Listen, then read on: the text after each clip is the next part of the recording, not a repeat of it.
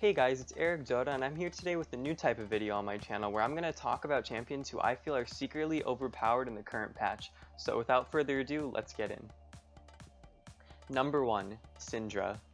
With the most recent buff, I feel Syndra is now ready to see the light of the day for the first time since Season 4, as her weakest point of the game, which is her late game, was buffed, and while the buffs may seem small, I feel they might be just what she needed in order to push her over the top.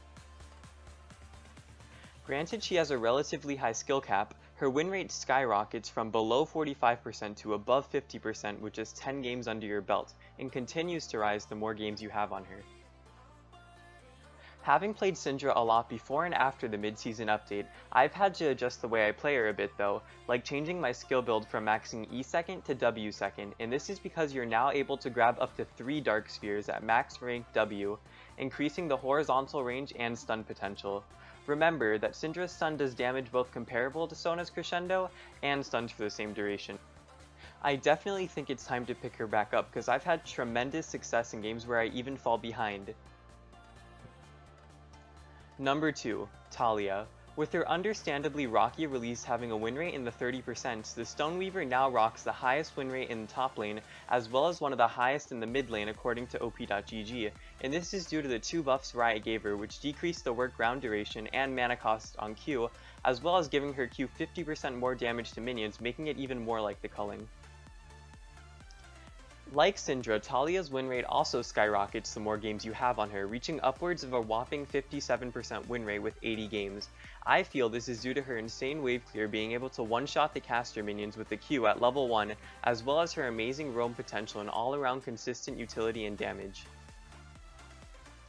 Talia also does extremely well against some of the most popular mid laners right now, like Fizz and Yasuo, because her E completely counters dashes. Overall, a lot of people have either completely forgotten about Talia or think she's still trash due to her release date, but I think she's actually extremely strong at the moment and worth the time investment. Number 3. Cassiopeia. I never see Cassiopeia played, ever, and that might be because her kit has been reworked the same amount of times as Ryze, or because she has an extremely high skill cap.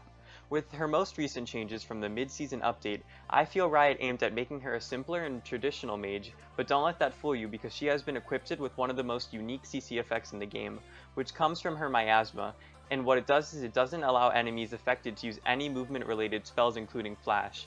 This is extremely strong as it once again counters any champion who relies on dashes like Azir and Fizz, and can be a huge pain for enemies in teamfights since it stretches about a lane's width and lasts 5 seconds. Cassiopeia is also unique in the sense that she cannot purchase boots, and now instead gains movement speed per level with her passive, which surpasses the movement speed of sorcerer boots at level 12. This extra slot not only helps the earlier game where you don't have to buy boots, but it also opens up a slot for another AP item like Rabadon's, which can make up for the loss in percent AP from her old passive.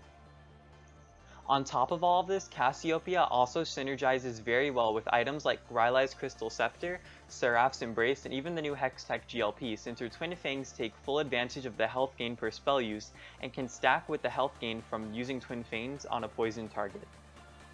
Cassiopeia has only been buffed since her update and has received significant quality of life buffs as well, like a reduction on her E cooldown and a range increase on her Q, so I think it's definitely also worth the investment. Overall, I feel the 3 champions I mentioned in this video are hidden OP this patch but require some practice before you could really start wrecking with them.